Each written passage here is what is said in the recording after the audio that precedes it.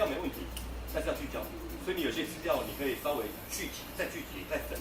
就像我刚才讲过了，伤痛的发型里面，你可以2张合在一起，因为你就知道说那个地方，影片完之后，我可能要告诉你某些讯息 ，before after， 或者是这些元素，你就可能会透过动态的方式 ，before after 完之后，那这个 after 完以后，哪些元素一样，啪2个发型又出来，开始做这个延展，你就可以开始把图做集中，因为你在讲的时候，你会更好讲。就跟你那个抽拉是，你会用想尽办法把它做成一个看板，其实教材也一样，那就是一层一层、一层一层一层。你现在少的就是那一层一层一层的关联性。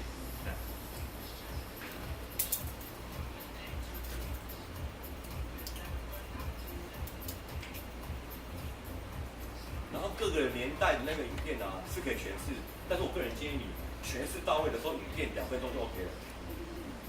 你不是每个时代都有那个影片嘛，对不对？对，我会建议你自己去看元素到的时候，你就可以卡了，因为你看到7个，你是有7个影片嘛，20到80 7个影片嘛，对，如果你7个影片我刚刚稍微算过，一个影片如果5分钟，你要花35分钟，到这个地方你就要讲说那个20年代的影片，我给各位看一下，2分钟里面就会元素全部出来，然后你要跟他们讲，这个影片里面就是你等一下分组的时候。里面的元素你自己就要讨论。你可以透过影片来干嘛？等一下我们要分组，影片里面会有些元素，我没办法讲太多元素，直接讲几个焦点而已。影片我放给你看，你要收集这个元素，所以一开始之前你就要分组分好了。你是20哦，等下我播20的时候，为了避免你干，你可以跟他说，那20这组你可能要准备看一下哦，元素在这里哦，他们就会很仔细看，因为等一下要做海报。这时候就是上课的技巧了，先告诉你就是20。等一下影片播的时候，你就要准备看这个元素。那你就看要把它播到完还是怎么样都可以。如果你有这样的引导，他们就会聚精会神看20，我要看20，我来看20，因为我等一下要报告20，给他做20的那个年代的那个东西。所以我在讲20到80年代的，我应该就播影片，然后就跟他讲这些元素，然后就去他们分组，然后去搜寻。然后之后。像这张图里面啊，像我刚刚讲过的，影片如果你要播可以，一样黑这个地方一样放的没问题。对。只是说你诠释的地方是要一半发型，还是你要找一个代表性人物出来？对。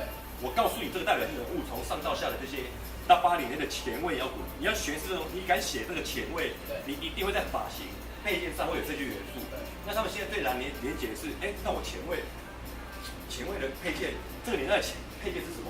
或者我的发型，到底什么叫前卫？前卫很难诠释的原因，是因为它是非常个性的、随性自我的。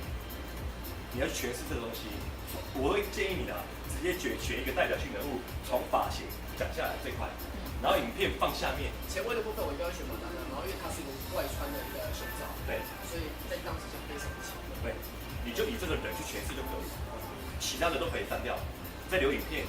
然后等讲完之后，我会讲，你跟他们讲。因为这东西我怕我诠释时间有限，我只能诠释这样子。我播一个影片给你看，但是这一组的80年代是你这一组要准备的哦。等一下影片你看的时候，你们要去抓那个元素哦，让他们学习自己去找这个东西。你播影片，他们的这个影片应该是找麦当娜的那个演唱会之类型才对也可以，那可以。如果你不想，也可以用你原本的影片也是可以，因为你只是代表性人物的说明而已。但是你会选择一个影像。是当时那个80年代的一个综合的一个元素，都可能看你。这个楼这个 Bomber 那个楼的最后3场再放出来也可以啊。都可以。跟那个背景音乐这样子啊。对。所以中间10点到下午4个小时，你可以选择1个小时休息5分钟，都可以。我是建议4个小时休息4次，4到5次 OK。我比较不建议中场休息20分钟，因为你要 Q 回来又回来 Q 人。对，年轻人我就跟你讲50分钟左右就会去的，所以你要转播到一段就是50完之后让你休息5分钟，休息完之后再 Q 第2段，1、2、4，总共休息4次。对，因为刚好也可以补充一点地方，因为下面的年轻人有很多人是抽烟的。没错，大概是这样。